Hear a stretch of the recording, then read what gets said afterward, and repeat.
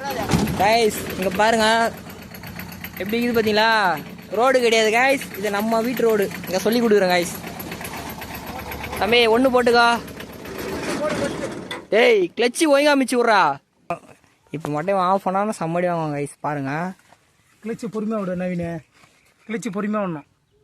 Hairpin போட்டு திருவுற மாதிரி திருவணும் அப்படி பொறுமையா.